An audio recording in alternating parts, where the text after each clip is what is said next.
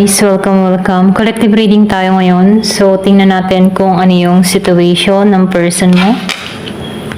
Be open-minded po, hindi po halos lahat makaresonate, kaya piliin nyo na lamang.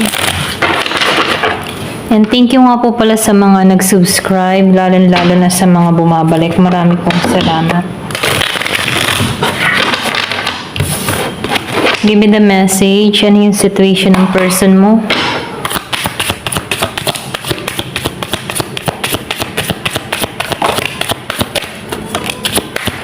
Give me the message, ano yung situation. Ayan, so meron ditong wish, lockdown, triggers, family, tragedy, happiness, okay.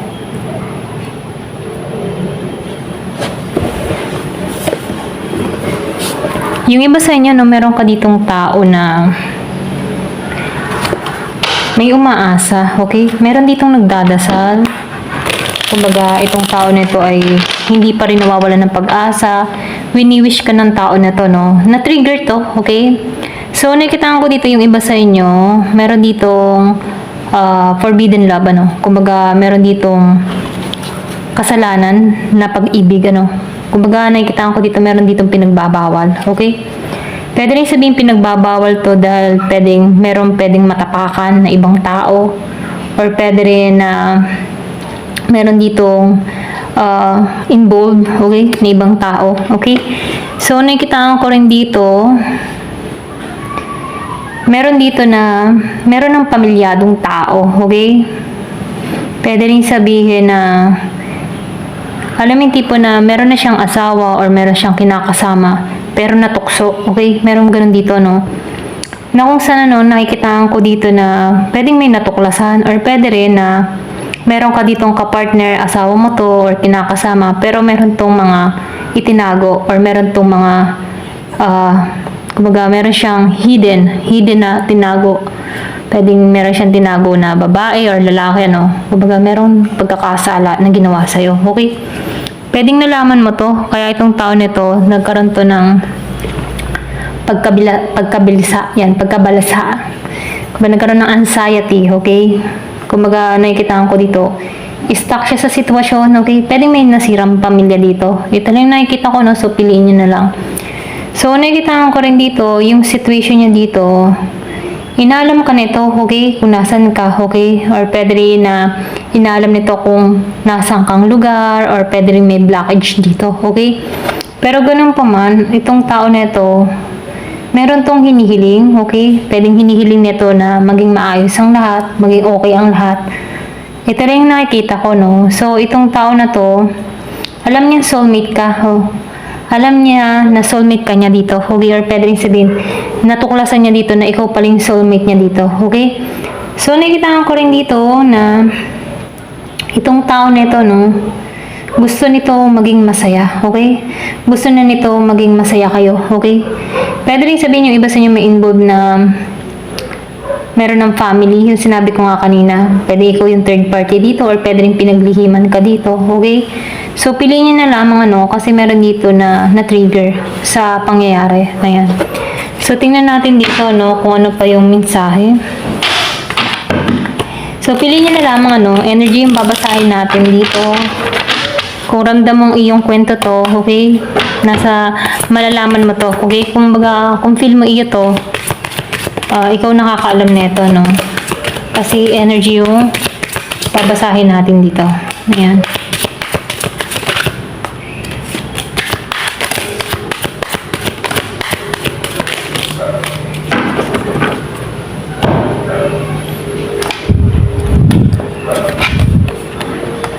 Meron ditong honesty, crossroad, hurting, keeping secret. Yung kanina, no, meron tong nilihim. So, meron tong mga nilihim sa iyo, okay? Text message. So, ito yung mga sign and clue, ano. Wait lang, tingnan natin ang kabuuan.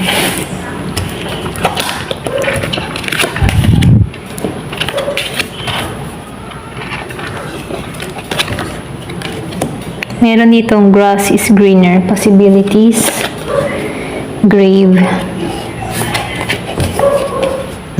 May toxic karmic relationship, compromise, twin flame. Yung iba sa inyo involved ang twin flame or pwede rin nasa twin flame journey ka, okay? Yung bang tipo na may dahilan kung bakit kayo pinagtagpo, no? Para merong maayos sa bawat isa, okay? So, nakikitaan ko dito na maybe yung iba sa inyo meron kang twin flame dito na alam mo yung tipo na merong unang asawa or merong kinakasama, meron silang anak, mga ganun, no? Or pwede rin sabihin na asawa mo to, okay? Kumbaga, meron ditong nangyari, ganap, nagkaroon ng hiwalayan. Pero ganun pa man, ano, so mararamdaman mo naman siya kung siya yung soulmate mo or twin flame mo. Kasi meron ako nakikita ditong soulmate and twin flame. So, nakikitaan ko rin dito na dumating sa point na nagkaroon to ng kasinungalingan, ano, sa'yo. Okay, nagsinungaling to. Yung iba sa inyo, nakakausap mo to through online or pwede rin din mo siya nakilala. So, nakikitaan ko rin dito, no, meron ka ditong tao na alam mo yung tipo na yung iba, yung isa sa inyo ay tapat at yung isa naman nagsinungaling dito, okay? Kumbaga nakikitaan ko dito na pinagtagpo kayo ng wrong timing dun sa iba, no? Pwedeng meron tong past person or meron tong yung tipong hiwalay sa asawa, okay? Pero meron tong responsibilities na kailangan pang ayusin, okay? Pero nakikitaan ko dito na meron tong kasinungalingang ginawa sa'yo para sa kanyang kapakanan, ano, para hindi ka mawala dito. Pero nakikitaan ko dito meron nagkabukingan or pwede rin merong nagulo, okay? Sa sitwasyon, ano. So ngayon, nakikitaan ko dito na involved siya dito sa karmic relationship niya. Pwede yung kanyang past person or pwede rin meron parang ibang tao dito na pumipigil dito sa tao nito kung bakit hindi kayo nagiging masaya or hindi nagpapatuloy yung inyong connection, ano. So, meron ditong involved na tao, okay, sa connection na to.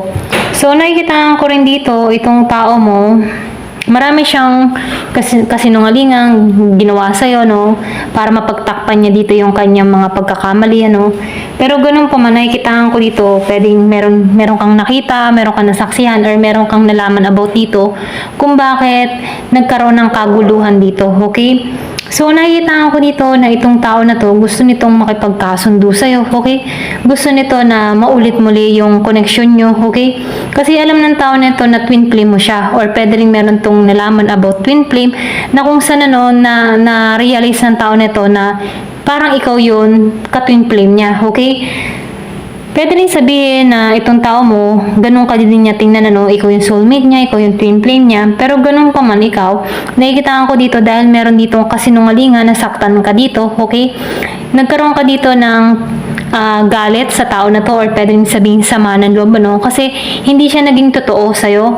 Kumbaga ikaw, nakikitaan ko dito, gusto mo yung pagiging tapat sa kapartner pero hindi niya sinuklian yun, ano.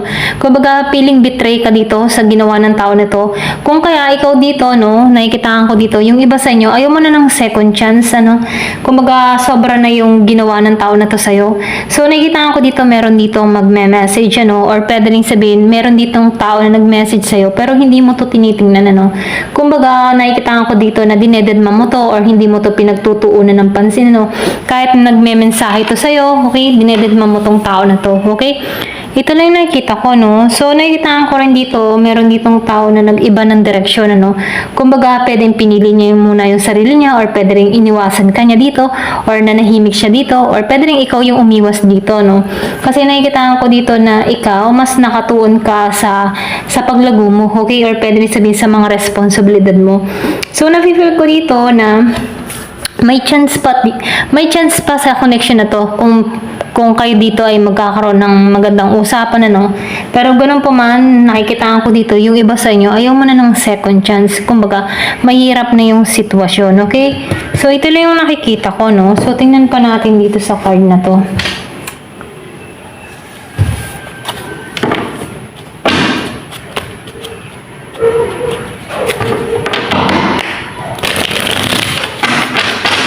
Give me the message. Ano pa yung mensahe? Yung iba sa inyo, meron ditong Scorpio, Cancer, and Pisces. Meron ditong Aries, Leo, Sagittarius. Give me the message. So, meron dito na the Fool, Five of Wands. So, meron ditong kaguluhan na nangyari, ano? Kumbaga, nakikitaan ko dito, meron ditong na-disappoint na wala ng pag-asa sa connection na to, no? Kumbaga, nakikitaan ko dito na meron ditong nalungkot, meron nagkaaway, nagkabuking, nagkagulo. Akong nakikita, no? Na kung saan naramdaman ng tao nito na sobra siyang bumagsak, okay? Dito, na kung saan dapat masaya na siya, okay? Kumbaga, meron dito na feeling loss sa sitwasyon na nangyayari. Kasi, meron ditong, alam mo yung tipong pinagbabawal na relasyon. Ang daming humahad lang, ang daming merong ayaw sa connection na to. Ito lang yung nakikita ko, pwedeng family mo, pwedeng family ng tao na to. Kumbaga, ang relasyon na to ay masyadong challenging, okay? So, nakikitaan ko rin dito, yung iba sa inyo, sinukuan mo na rin to, or pwede rin binitawan mo na to, no? Kumbaga, andun pa rin yung love, ano? Pero nakikitaan ko dito na mas pinili ng tao nito na lumihis ng landas, ano, para dito sa tao na to. Kasi nakikitaan ko dito, maraming magkakagulo o maraming may ayaw, ano? Ito lang yung nafe-feel ko. So, nakikitaan ko dito na ito yung tamang ginawa niya. Okay? Kumbaga, nagpa siya tong tao nito na ito yung kumbaga, ito yung madaling tamang gawin. Okay? Para walang gulo. Okay? Kasi meron ditong mga involved na ayaw sa connection. Pwede rin meron kang kadiling dito na merong unang pamilya, no? Meron siyang anak dito sa tao na to, na kung saan, no, meron pa rin connection siya sa past person niya dito, okay? Kung ikaw man dito yung ginawa ditong third party, or pwede rin sabihin nagsinungaling tong tao na to sa'yo, okay? Kumbaga, sinabi na single siya pero meron palang family. So, meron ditong nagipit or naipit sa sitwasyon, okay? Ito lang yung nakikita ko. Nakita ko yung 222. So, yung iba sa inyo, nahanap mo yung balanse mo. Ayan, tumalsik na. Wait lang po, ha. Lumabas ang The Devil reverse, ano. So, meron ditong Ace of Sword.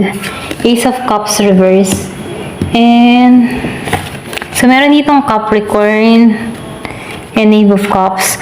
So, nakikitaan ko dito, no, meron ditong Gemini, Aquarius, and Libra, Capricorn. Merong Scorpio, Cancer, and Pisces. Aries, Leo, Sagittarius. So, nakikitaan ko dito, no, meron ditong nagpasya, okay? Kumbaga, nakikitaan ko dito na binalanse niya, okay? Binalanse niya yung sistema, itong nangyayari, okay? Itong sitwasyon na nangyayari dito. Kumbaga, nakikitaan ko dito, mas pinagtuunan niya kung ano yung makakabuti para protektahan din yung tao niya dito, okay? Kasi nakikitaan ko dito, merong involved na tao na ayaw sa connection na to. Okay? Pwedeng family mo or family ng tao na to, no? Maraming ayaw sa connection na to. Na kung sana, no, itong tao nito, nagpasya na lamang na alisan, okay? Or pwede rin lumayo na dito, no? Kasi mas pinili niya dito yung katahimikan niya or peace of mind, ano? Para walang away at gulo. So, nakikitaan ko dito, naging matalino siya sa pagpapasya dito. Kumbaga, naglakas loob na lang tong ikato, okay? Itong sitwasyon or connection na to para sa ikabubuti ng lahat. Kumbaga, nakikitaan ko dito na itong tao nito, nagpa siya na to, okay, na hindi pagtuunan tong person niya or pwede rin ikaw, hindi ka na nila to pinagtuunan, okay, para nang sa doon, ano, matahimik ang lahat kasi merong away or gulo, okay, na mangyayari dito, kaya mas pinili nito na tumahimik dito, okay. Pero ganun pa man, ano, nakikitaan ko dito, yung iba sa inyo, pwedeng nagkasundo na lamang kayo, okay, na lumayo na sa bawat isa kasi maraming tao na ayaw sa connection na to, okay. Ito lang yung nakikita ko, no. So, pwedeng ito yung lihim, okay, lihim na relasyon, na kung saan, ano, nagpa siya na yung isa dito na kailangan ng putulin kasi ayaw niya nang itago, okay, parang tipo na tinatago siya or hindi siya kayang ipagmalaki kasi may forbidden love dito eh. Ito rin nafe-feel ko, no, pwedeng meron ditong tao na ayaw na ng ganong setup, ano, na laging patago, okay. So, nagigilang tong matalino sa sitwasyon or sa desisyon na ginawa niya dito para sa ikabubuti niya. Ikabubuti ng lahat, okay? So, ito lang yung nakikita ko, no? So, hindi to naging selfish dito. Mas tinulungan niya yung sarili niya, okay? Kung sino man to, no? So, nakikita ko dito, mas pinili niya yung matuwid, okay? Ayan. Ito lang yung nakikita ko. Ayan, thank you for watching. Love and peace.